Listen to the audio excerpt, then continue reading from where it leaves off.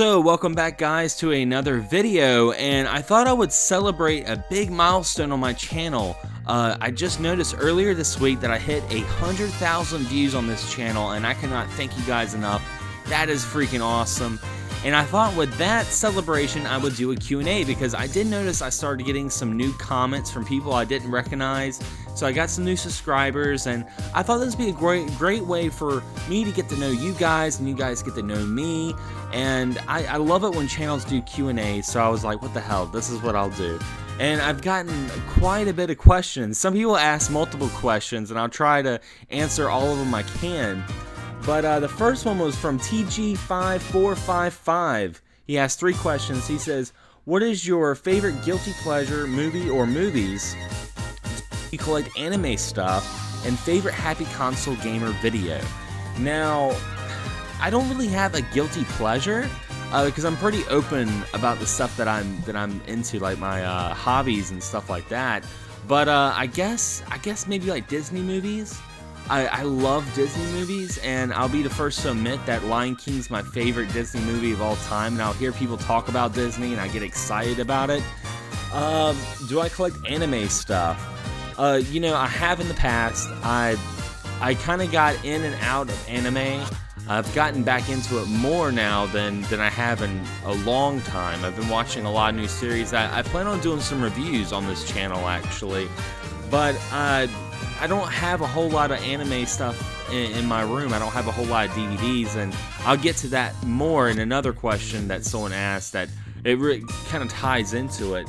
And favorite happy console gamer video would be the Dreamcast Rocks. And the reason why is because that video really introduced me to the Sega Dreamcast. It was a system that I kind of pushed off for many years, but after watching that video, I did check it out, and I ended up buying one, and it's become my favorite console of all time. I love the Sega Dreamcast. So Robman and Johnny Millennium did a great job convincing me to get a Dreamcast in that video. And also an honorable mention is the Happy Console Gamer movie that just turned 3 years old. It's hard to believe it's been around that long, but that is that's technically a video because it's on YouTube. It's a movie, but it is a video.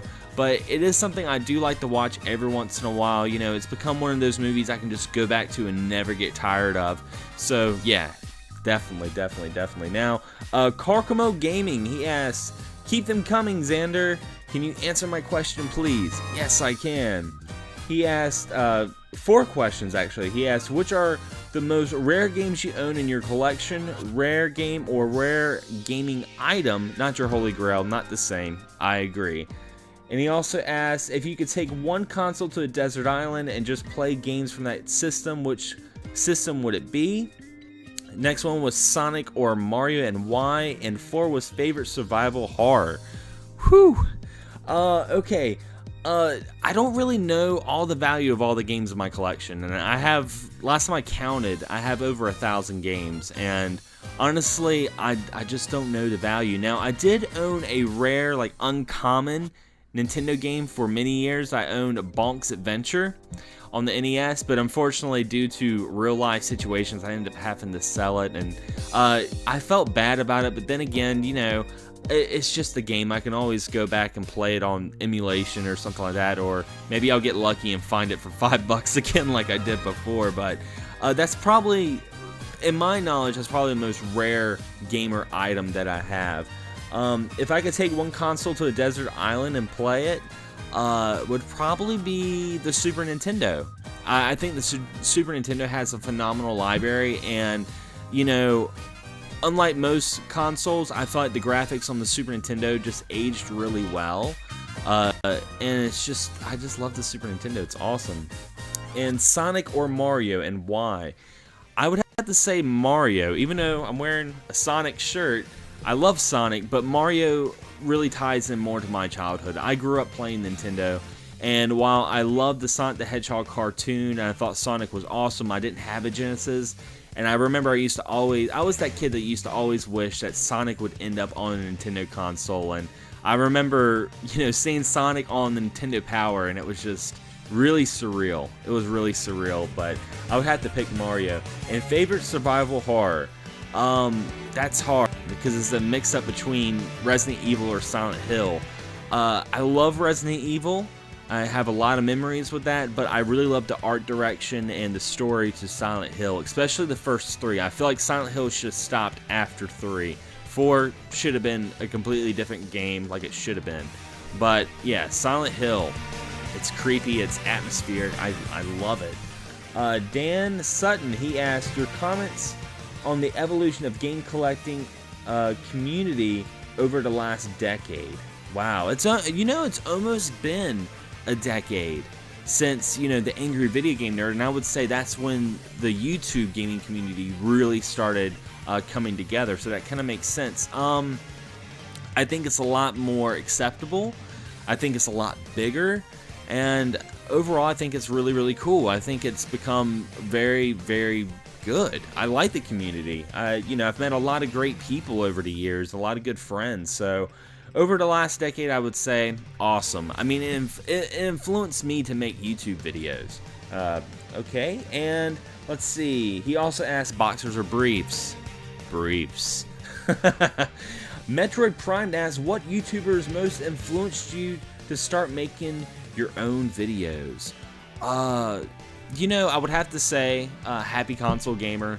Johnny's channel really inspired me to make my own YouTube videos. Also Pete Dorr, Luke Morse 1. I still remember watching his videos with his camera going into Hard Off, the Japanese store, and getting a bunch of crazy, obscure Japanese electronics and fixing up arcade machines and consoles. I thought that was really cool, and that's really what made me be like, you know what, I want to start doing this, and I've been enjoying it. It's been 4 years now, and I've been having such a blast. Now, I'm going to go and see some more questions. The Game Grinder asks, if you could talk about this, I may have missed it in the last couple of podcasts, but what are your thoughts on the Retro VGS?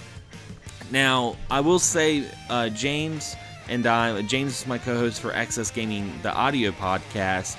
We're going to be talking about this a little bit more, but I'll try to be very brief about it because there's a lot of thoughts with the Retro VGS. I think it's a great idea, and I wish them the best. I'm just not sure if people are going to take a hold of it or not. I mean, because there's a lot of pros and there's a lot of cons to it. One of the things is, of course, being on cartridge. While that's a very novel, the thing is, a lot of people may not pay or want to pay like $50 to $60 for an indie game that you can buy on Steam for $10. But they seem to be working out some other things, which I will get to in the podcast, where they seem to be fixing those issues. But I do wish them the best, and I think it's a really cool idea. Timothy West asks, I know you're a huge music fan. Do you collect vinyl? If not, would you be interested in doing so? I used to collect games and records, but both were too expensive, so I chose records. I see the appeal of both, and both are physical copies with the potential endless plays and replay value. Do you also see the connection with video games and vinyl records with the respects of actually holding something in your hands that you can enjoy forever? Wow. Yeah. I wish I could collect vinyl. I love records. I love the big sleeves. I love the picture disc. I think it's just a great thing to have. As a good piece of music. Unfortunately, I don't have the room for it, and it is expensive. And going back to the question about the anime, is I decided when I became an actual game collector, when I decided I wanted to start collecting more video games, I decided I had to push some other stuff in the wayside, and that was movies and music. That's mostly digital now, and I love and hate it. Digital is very convenient, and over the long run, it is a lot cheaper, especially with like Steam and buying stuff off Amazon Prime and stuff like that. It's a lot cheaper, but I do like having the product in my hand. I like the tangible feeling of having it, and you brought up a good point with vinyl and retro collecting. That's one of the biggest metaphors I use when I talk to people about physical and digital media. Some people are like, I don't know why you have all these games. You could have it all on an emulator with an external hard drive and have more games and more room to move around. But it's something about it. It's what makes me want it. I love to pull a game off the shelf and see the old art books and seeing the covers and stuff like that, and reliving my childhood. I could not say that. Reliving my childhood. There it goes. The Itch Network, he asks, who or what is your favorite developer? I don't really have a favorite developer. I enjoy Capcom. Castlevania is my favorite series of all time, so for the longest time I loved Konami. About Konami now. But, I love software, I love Square Enix. There's so many great developers out there, and overall, very, very, very fantastic games. Grimlock Hero asks, what is your favorite beverage? What is your least favorite video game series? If you could only watch the same 5 movies for the rest of your life, what would they be? And growing up, who was your more iconic in your mind, Mario or Sonic the Hedgehog? Okay. 4 I've already answered. Mario, definitely. Number 3, if I could pick 5 movies, Pulp Fiction, Godzilla 1985, let's see, Akira, Spirited Away, and Clerks. That would be my 5, and that's just off the top of my head. Definitely. Those are really good movies.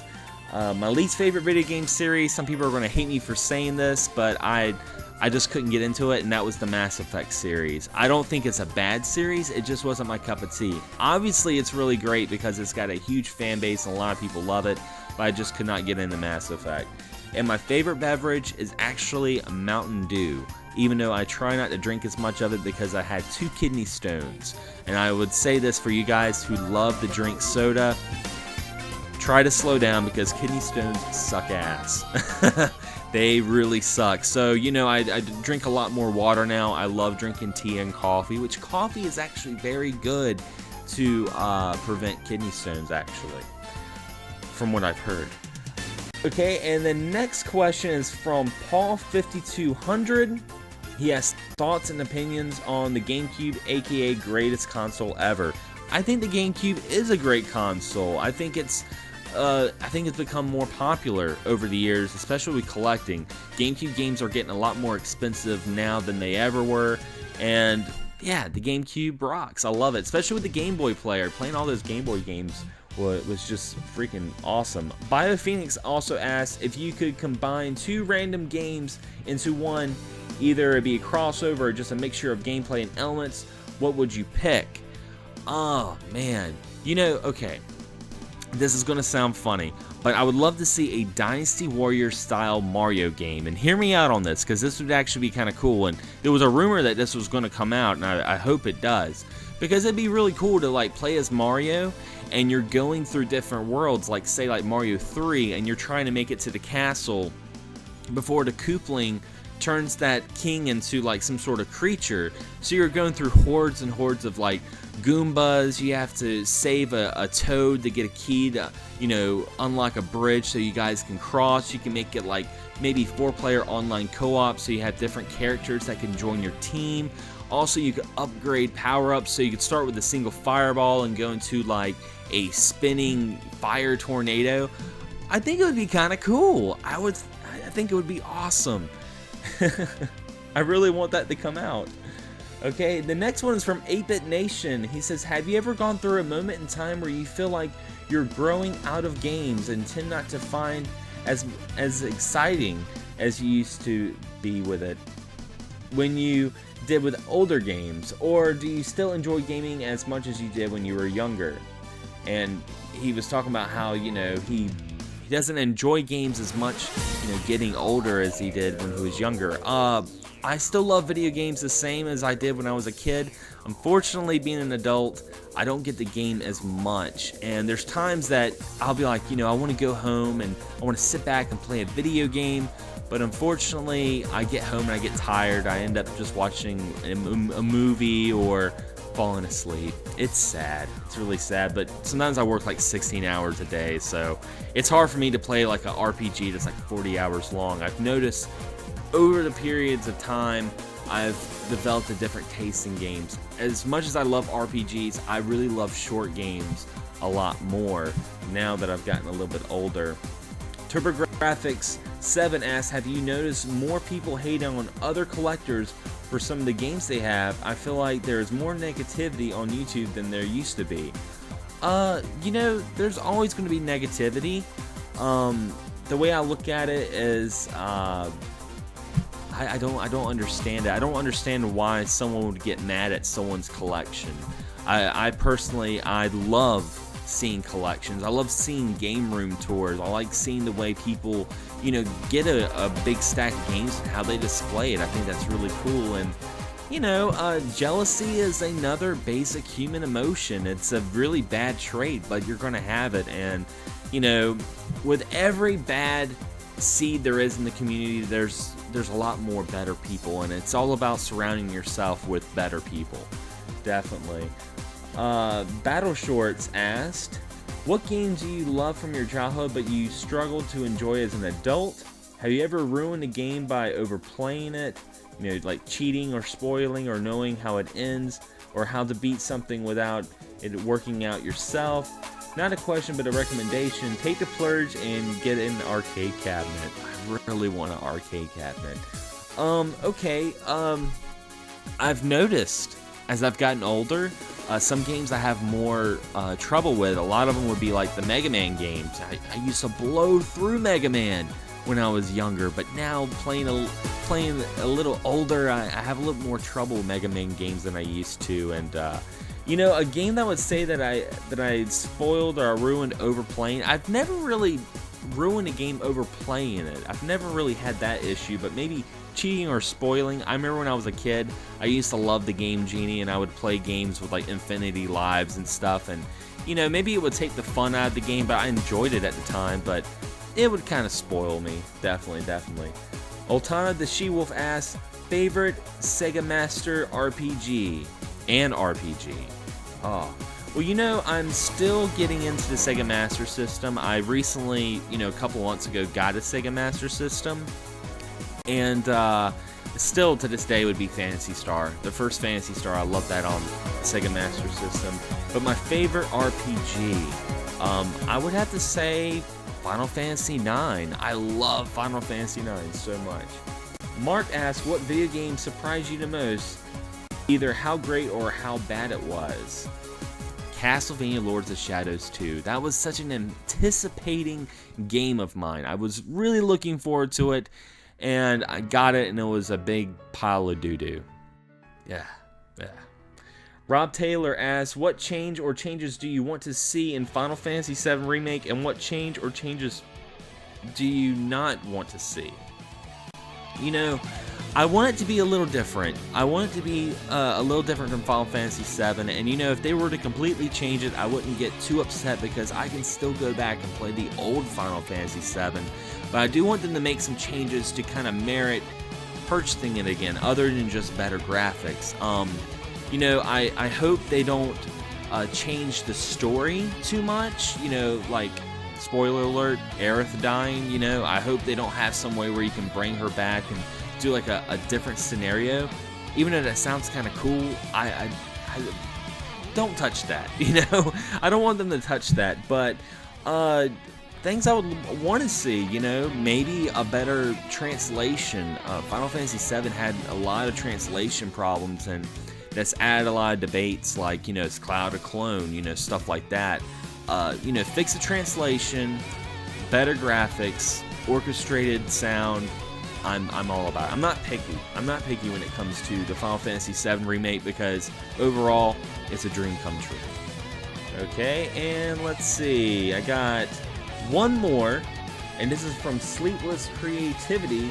He says, just wondering, what are your thoughts on digital download-only games versus physical copies? I am on the bench, but prefer a game in my hand.